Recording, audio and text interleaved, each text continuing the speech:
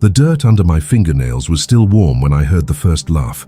Not a polite chuckle, but a full-throated mocking sound that cut through the stale air of the community center like a blade.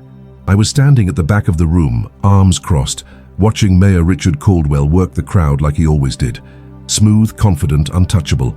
He had that politician's smile, the kind that never quite reached his eyes, and tonight he was using it to tear me apart. "Ladies and gentlemen," Richard said, his voice dripping with condescension, "I want to take a moment to address a concern that's been brought to my attention.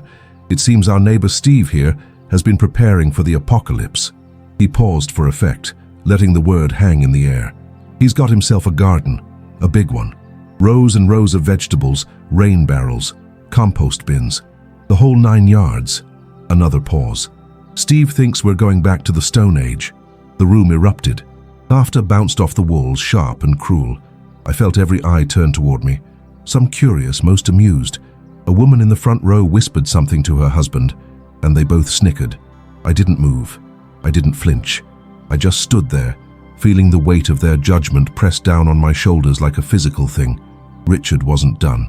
"Now, I respect a man who likes to garden," he continued, his tone patronizing. "It's a fine hobby, but let's be realistic. We live in Millbrook, not some third world country. We've got grocery stores, supply chains, infrastructure. We're not going to run out of food." He spread his hands wide, as if presenting an obvious truth. "So while Steve is out there digging in the dirt, the rest of us will be living in the 21st century." More laughter, louder this time. I felt my jaw tighten, felt the heat rising in my chest, but I kept my face neutral. I'd learned a long time ago that anger doesn't solve problems. Preparation does, so I let them laugh. I let Richard have his moment, because deep down in a place I didn't talk about, I knew something they didn't. I knew that the world they took for granted was more fragile than they could imagine.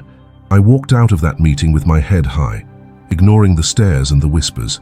The cool night air hit my face as I stepped outside, and I took a deep breath, letting it fill my lungs. The parking lot was half empty, the streetlights casting long shadows across the asphalt. I climbed into my truck, started the engine, and drove home in silence, the mayor's words echoing in my head. My house sat on the edge of town, a modest 2-story with faded blue paint and a porch that creaked when you walked on it. But the real treasure was out back. 2 acres of land, carefully cultivated over the last 5 years. Raised beds filled with tomatoes, beans, squash and peppers.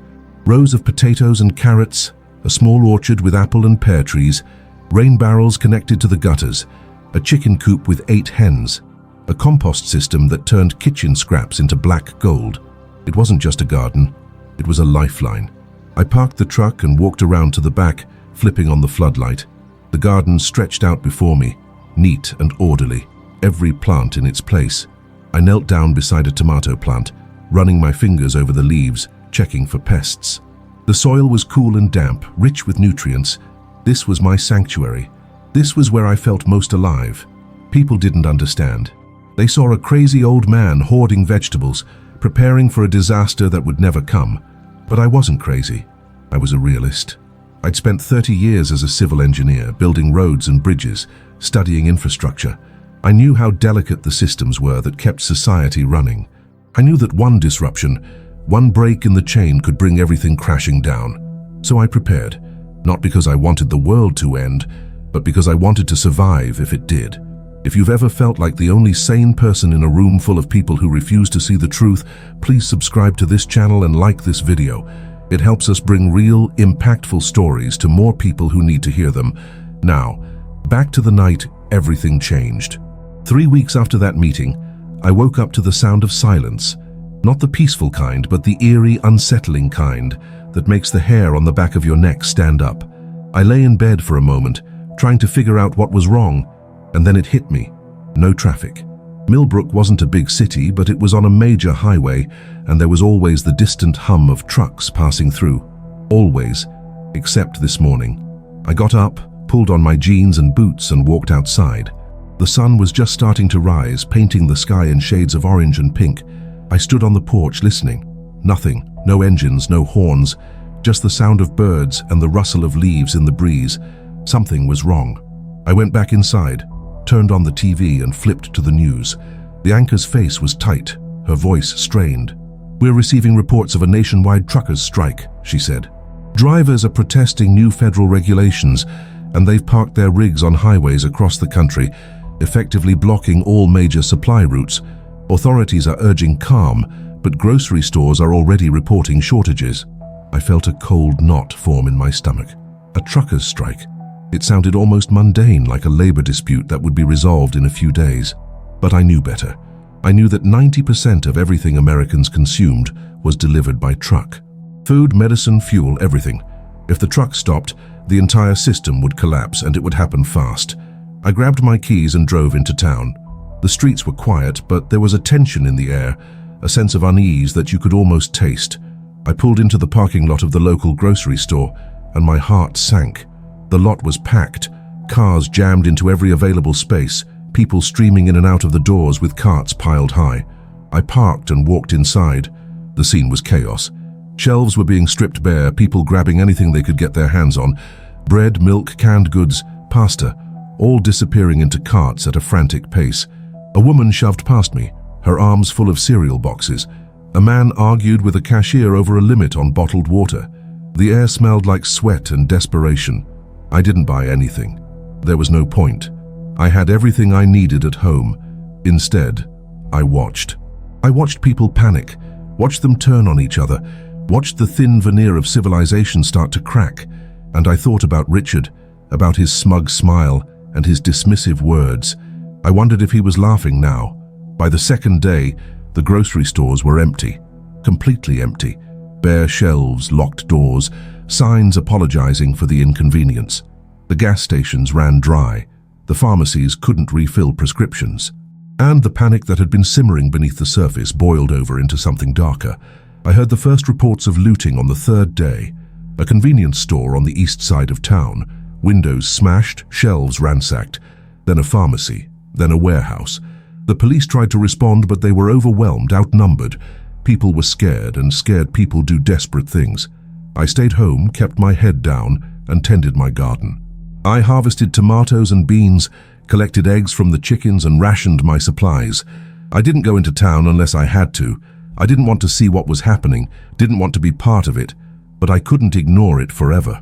On the fourth day, there was a knock on my door. I wasn't expecting anyone, and my first instinct was to ignore it.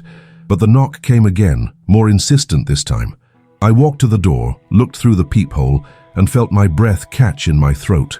It was Richard, Mayor Richard Caldwell, standing on my porch, looking like a man who'd been to hell and back. His suit was wrinkled, his tie loose, his face pale and drawn. He didn't look like a politician anymore. He looked like a man who'd run out of options. I opened the door but didn't invite him in. "Richard," I said, keeping my voice neutral. "Steve," he said, and his voice cracked. "I need to talk to you." I crossed my arms, leaning against the doorframe. "About what?" He swallowed hard, his Adam's apple bobbing. "About your garden." I didn't say anything. I just waited. "The town is falling apart," he said, the words tumbling out in a rush. "People are hungry, they're scared. There's no food in the stores, no gas, no medicine. We've had 3 riots in the last 2 days. The police can't control it. I can't control it." He looked at me, and I saw something in his eyes I'd never seen before. Desperation. "I was wrong, Steve. I was wrong about you, wrong about everything. You were right to prepare, and now I'm here, hat in hand, asking for your help." I studied him for a long moment, watching the way his hands trembled, the way his shoulders sagged. This was the man who'd mocked me in front of the entire town, who'd made me a laughingstock, and now he was standing on my porch, begging. "What kind of help?" I asked. "Food," he said. "Your garden. I know you've got food. Enough to share. The town needs it, Steve. Families are going hungry. Kids are crying because their parents can't feed them. I'm not asking for myself, I'm asking for them." I felt a war raging inside me.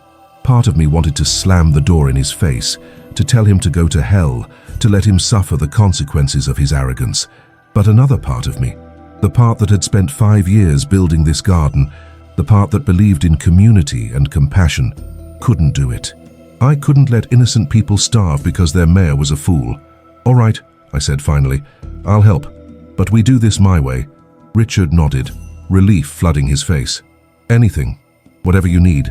Get the word out, I said. Tell people to come here tomorrow morning, bring tools if they have them. Shovels, rakes, whatever. We're going to teach them how to grow their own food. And in the meantime, I'll share what I have. But this isn't a handout, Richard. This is a lesson. If people want to eat, they're going to learn how to take care of themselves. Done, he said. Thank you, Steve, thank you. I watched him walk back to his car, watched him drive away, and then I closed the door. I stood there for a moment, my hand still on the knob, feeling the weight of what I'd just agreed to. I wasn't a hero. I wasn't trying to save the world. I was just a man with a garden, trying to do the right thing. The next morning, they came. Dozens of them. Families with children. Elderly couples, young men and women who looked lost and afraid. They stood in my driveway, in my yard, spilling out onto the street. I walked out onto the porch and looked at them, at their faces, and I saw the same thing in every pair of eyes. Hope. All right, I said, my voice carrying over the crowd. Here's how this is going to work. I've got food. Not a lot, but enough to get us through the next few days. I'm going to share it. But in return, you're going to learn.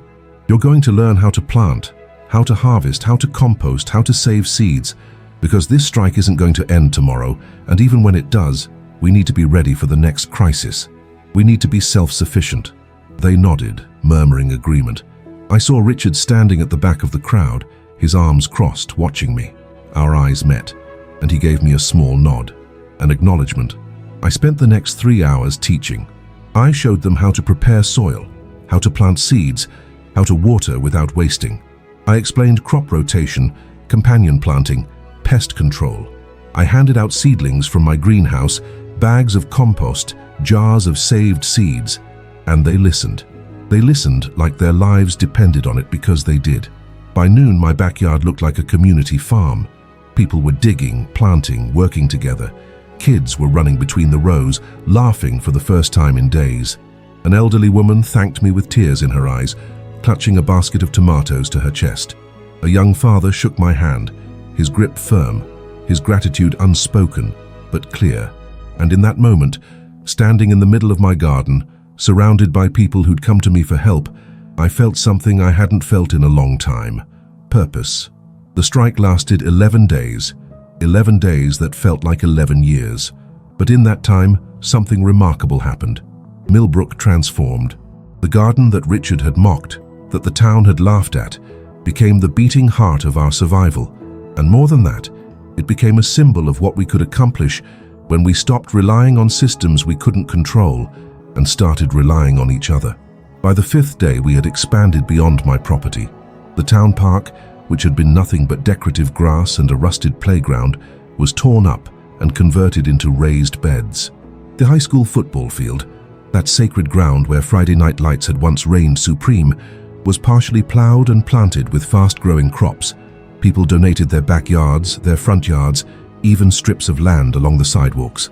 Everywhere you looked, something was growing. I worked from sunrise to sunset, moving from plot to plot, teaching, advising, troubleshooting. My hands were raw, my back ached, and I'd lost count of how many times I'd explained the difference between determinate and indeterminate tomatoes. But I didn't stop. I couldn't, because for the first time in my life, people were listening. They weren't laughing, they weren't dismissing me, they were learning. On the 6th day, a woman named Margaret approached me. She was in her early 60s, thin and weathered, with hands that looked like they'd seen hard work before. She'd been coming to the garden every day, always quiet, always watching, taking notes in a small spiral notebook. "Steve," she said, her voice soft but steady. "I used to have a garden. Back when my husband was alive, we grew everything. Tomatoes, cucumbers, beans. He died 8 years ago and I just stopped. Couldn't bring myself to do it anymore." She looked down at her hands, turning them over as if seeing them for the first time. "But being here, learning from you, it's like I'm remembering who I used to be, and I want to thank you for that." I didn't know what to say. I'd spent so long being the outsider, the crazy prepper, the guy people avoided at the grocery store. I wasn't used to gratitude. "You don't need to thank me, Margaret," I said. "You're doing the work. You're the one making it happen." She smiled, a real smile that reached her eyes. "Maybe, but you showed us it was possible. That matters more than you know." That conversation stayed with me. It reminded me why I'd started this in the first place, not because I wanted to be right, not because I wanted to prove anything, but because I believed that self-sufficiency, that the ability to take care of yourself and your community, was the most valuable skill a person could have. And now, finally, people were starting to understand. But not everyone was grateful. On the 7th day, trouble came, looking for me. I was in the town park, helping a group of teenagers plant potato seeds when I heard shouting. I looked up and saw 3 men walking toward me, their faces hard, their postures aggressive. I recognized one of them, Derek Hansen. He owned a construction company, drove a brand new truck, and had been one of the loudest voices laughing at me during that town meeting. "Steve," Derek said, his voice dripping with contempt, "we need to talk." I stood up slowly, wiping the dirt from my hands. The teenagers backed away, sensing the tension. "What can I do for you, Derek?" "You can stop playing savior," he said, stepping closer. "You think you're some kind of hero, handing out vegetables and teaching people to dig in the dirt, but all you're doing is making the rest of us look bad." I kept my voice calm. "I'm not trying to make anyone look bad. I'm trying to help." "Help?" Derek laughed, a bitter sound. "You're hoarding resources. You've got food, water, supplies, and you're rationing it out like you're some kind of king. Meanwhile, the rest of us are struggling." "I'm sharing everything I have," I said. "Anyone who wants to learn is welcome here, including you." "I don't need your charity," Derek spat. "And I don't need you telling me how to live. You're not better than us, Steve. You're just a paranoid old man who got lucky." I felt anger flare in my chest, but I pushed it down. "If that's what you think, then there's nothing I can say to change your mind, but I'm not going to stop helping people just because you don't like it." Derek took another step forward, his fists clenched. "Maybe you should." Before things could escalate, Richard appeared. He must have heard the commotion because he moved between us, his hands raised. "That's enough, Derek. Steve is doing more for this town than anyone. If you've got a problem, take it up with me." Derek glared at Richard, then at me, his jaw working. For a moment I thought he might throw a punch, but then he turned and walked away, his friends following.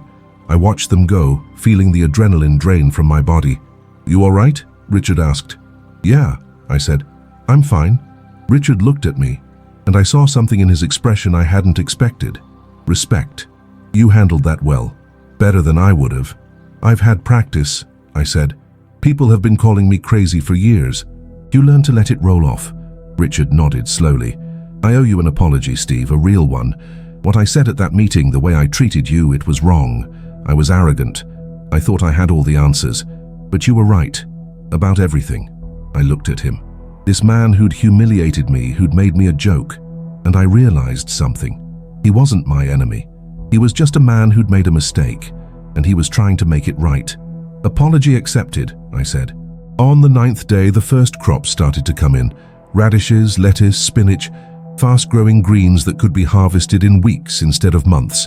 It wasn't much, but it was something. It was proof that what we were doing was working.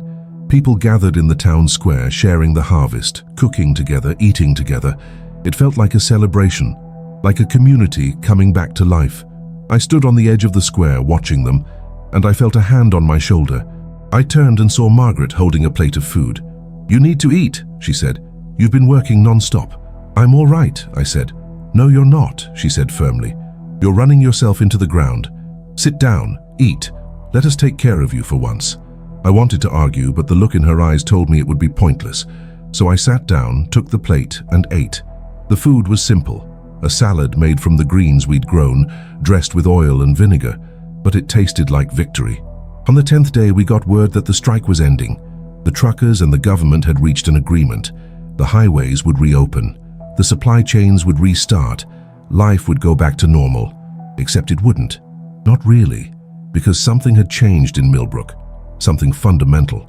People had learned that they didn't have to depend on systems that could fail. They'd learned that they could take care of themselves. And that knowledge, that empowerment, was something no one could take away. On the 11th day, the first trucks rolled into town. People cheered, relieved that the crisis was over. But they didn't abandon the gardens. They kept planting, kept learning, kept growing. Because they understood now, they understood that the garden wasn't just about food. It was about resilience. It was about community. It was about being prepared for whatever came next. Richard called a town meeting. This time it was different. The community center was packed, but the atmosphere wasn't hostile, it was hopeful. Richard stood at the front of the room, and when he spoke, his voice was steady and sincere. "I want to start by saying something I should have said a long time ago," he began. "I was wrong. I was wrong about Steve, wrong about the importance of self-sufficiency, wrong about what this community needed. Steve tried to warn us. He tried to prepare us. And instead of listening, I mocked him. I made him a laughingstock, and for that I am deeply sorry." The room was silent. Every eye was on Richard. "But Steve didn't hold a grudge," Richard continued. "When this town needed him, when we were desperate and afraid, he opened his doors. He shared his knowledge, his resources, his time. He didn't do it for recognition. He didn't do it to prove a point. He did it because it was the right thing to do. And because of him, we survived." Richard turned to look at me standing at the back of the room.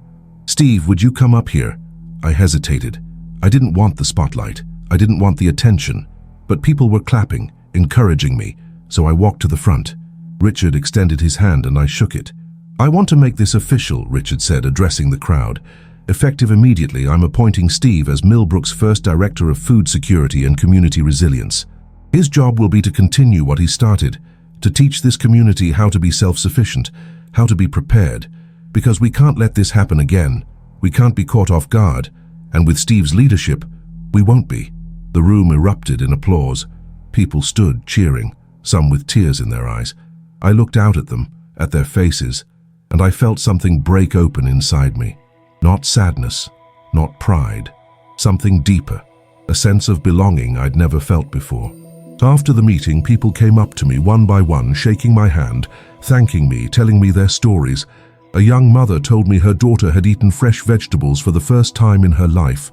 An elderly man said he'd found purpose again, something to wake up for.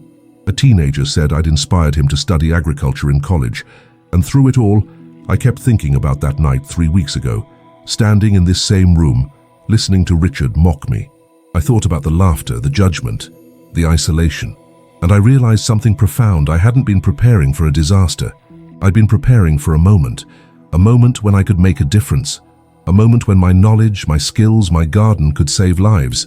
That moment had come, and I'd been ready. 3 months later, Millbrook looked like a different town. Community gardens dotted every neighborhood. The high school had added an agriculture program. The town council had passed ordinances encouraging urban farming, offering tax breaks to residents who converted their lawns into food production. We'd even started a seed library where people could borrow seeds, grow crops, and return seeds from their harvest for others to use. I walked through the town park one afternoon, looking at the rows of vegetables, the people working together, the children playing between the beds. Margaret was there, leading a workshop on composting. Derek, the man who'd confronted me, was there too, working alongside his son, planting tomatoes. He saw me and gave a small nod. Not quite an apology, but an acknowledgement. It was enough. Richard found me by the apple trees. "Steve," he said, "got a minute?" "Sure," I said. "I've been thinking," he said, "about what happened, about how close we came to complete collapse. 11 days. That's all it took for society to start breaking down. 11 days without trucks and we were at each other's throats. It's fragile," I said. "More fragile than people want to believe." "Yeah," Richard said, "but it's also resilient. Look at what we built. Look at what we accomplished. We turned a crisis into an opportunity. We became stronger." "We did," I agreed. "I learned something from you," Richard said. "Leadership isn't about having all the answers. It's not about being the smartest person in the room or the most confident. It's about recognizing when you're wrong, listening to people who know better, and having the humility to ask for help. You taught me that." I looked at him, this man who'd gone from my biggest critic to my strongest ally. "You learned fast." He smiled. I had a good teacher. We stood there in silence for a moment, watching the sun dip below the horizon, painting the sky in shades of gold and crimson. The garden stretched out before us, alive and thriving, a testament to what people could accomplish when they worked together. "You know what the best part is?" Richard said. "This isn't just about food anymore. It's about community. It's about people knowing their neighbors, helping each other, building something together. That's what was missing before. That's what we found." He was right. The garden had given us more than vegetables. It had given us connection. It had given us purpose. It had reminded us that we were stronger together than we ever could be alone. As I walked home that evening, my boots crunching on the gravel driveway, I thought about the journey that had brought me here, the years of preparation, the mockery, the isolation, the moment of crisis, and the transformation that followed. I thought about the people I'd met, the lives I'd touched, the community we'd built, and I realized something. I'd spent so long preparing for the worst that I'd forgotten to hope for the best. I'd forgotten that people, when pushed to the edge, were capable of incredible things: compassion, cooperation, change. The garden that Richard had laughed at had become the heart of Millbrook. The crazy old man with dirt under his fingernails had become a leader. And the town that had mocked preparation had learned the most important lesson of all: that true security doesn't come from systems or supply chains or government promises. It comes from knowledge, from community, and from the willingness to take care of each other when everything else fails. I stood on my porch looking out at my garden, at the rows of plants swaying gently in the evening breeze. The chickens clucked softly in their coop. The rain barrels were full. The compost was rich and dark. Everything was in its place, and for the first time in a long time I wasn't preparing for disaster. I was living, really living, surrounded by a community that valued me, that learned from me, that stood with me. The laughter from that town meeting seemed like a lifetime ago. A different world, a different Steve. This Steve had found his purpose, and he wasn't alone anymore. If this story moved you as much as we hoped it would, leave a comment telling us which moment impacted your life the most. Subscribe to the channel to follow stories that touch the heart and transform perspectives. Like this video and share it with someone who needs to understand that in life, prudence and preparation can be the greatest of all virtues. Because when the supply trucks stop, when the systems fail, when the world falls apart, it's not the loudest voice or the biggest title that saves us. It's the quiet wisdom of those who were ready all along.